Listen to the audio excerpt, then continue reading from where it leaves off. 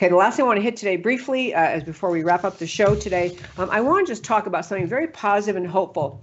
First of all, that you see the caption for this segment is called Plan on America Defeating Coronavirus. I mean that as a verb. Plan on it. Assume it. Recognize that what you're hearing out of many people in Washington, the virus may come back year after year. It may be seasonal. It may be back this fall. The notion is that we're going to have a long-term acceptance of more and more control over our freedom in this country, because after all, the virus will come back and come back and back. Well, friends, viruses have been around since time began. Viruses have been a threat to people since time began. This one was new. We still need to understand its true source in China, understand how and why, but this virus is new. Viruses are not. When I say defeat coronavirus, I would love if someone could just eliminate it from planet Earth, but assuming that cannot happen, we need to understand that we Americans are going to defeat the idea of the coronavirus taking away our culture of liberty, taking away our robust free market economy, taking away the idea of liberty in America, because that's what the leftists in this country are talking about. So I want to commend the Heritage Foundation. We'll be talking more about this. Heritage Foundation has a new National Coronavirus Recovery Commission. Brilliantly, the Heritage Foundation has come up with the idea we have to put together a commission. They've put it together already. I think it's 17 people. Yeah, 17 people, a team of people who are going to come up with a strategy, not just to, bring little segments of the economy back into working order, but the broad idea, we're going to get America back. The National Coronavirus Recovery Commission, I'm going to pursue understanding more. They just announced this, but I like first the idea that the assumption is, the given is, we're going to recover. We're going to have America back. And secondly, that we need to do great thought, immerse ourselves in deep and conscientious and important thought about how has America been harmed by the virus, not just the most unfortunate infection rates and the deeply tragic deaths, but how as a whole has America been harmed by this virus, our economy, our culture, our presumptions about the power of the state, all those things need to be looked at as we move forward to recovering.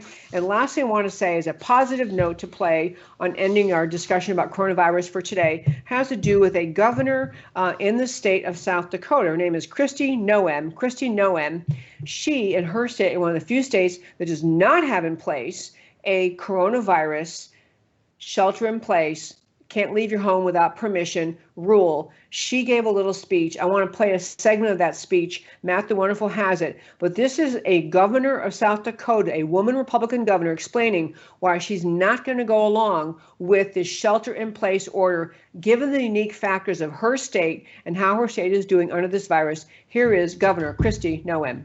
I wanted to touch on the role of government in a crisis situation. In this country and in our state, we have a government that is run by, for, and of the people. And the people have established national and state constitutions that place specific limits on the role of government in our lives. Those limits prevent us from taking draconian measures, much like the Chinese government has done and what we have seen. There also is some limits that keep us from taking some of the actions we've seen European governments take that limit citizens' rights. Our Constitution ensures the citizen's right is protected. I agree with the role of the government as set forth in our state and in our national Constitution. I took an oath to uphold these constitutions. My role in respect to public safety is something that I take very seriously. The people themselves are primarily responsible for their safety.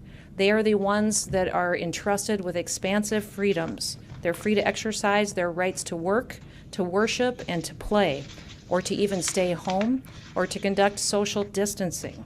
Since the middle of February, I've been very clear that people need to take personal responsibility for their health and the well-being of their families. They should be practicing good hygiene.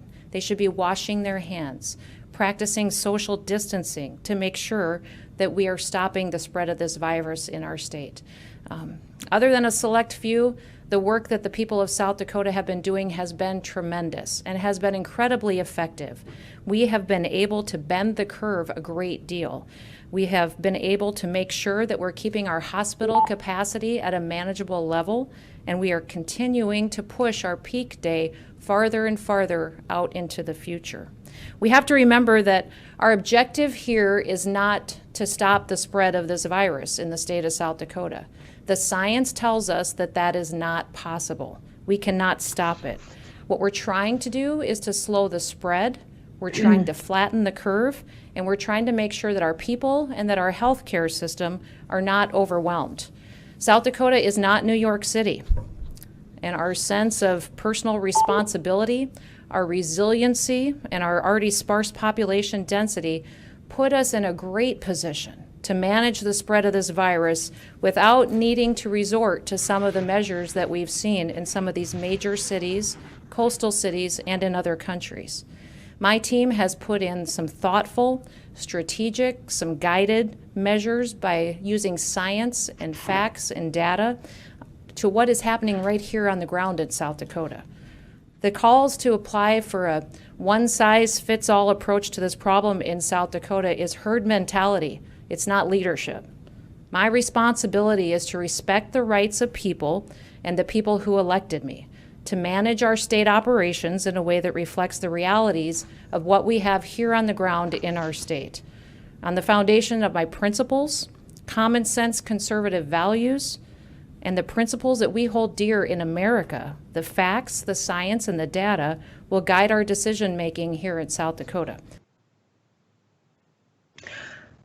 Honest to goodness, that woman is articulating what I wish we would be hearing more from more and more governors around this country and other leaders, which is she's finding solutions unique to her state. She's getting tremendous pressure from Dr. Fauci and other people in Washington. Why doesn't the entire country do shelter in place?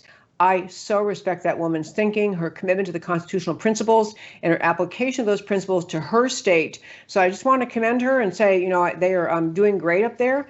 And I hope we have more and more individual leaders, governors of states, county commissioners, mayors, city councils, continuing to not go along with the herd mentality, but to really apply the facts on the ground and to get better data, correct data, but apply the facts on the ground to their constituents with the overarching notion that it is truly, at the end of the day, the personal responsibility of each individual to care for himself, and it is the role of government to, so far as practical, protect individual liberty.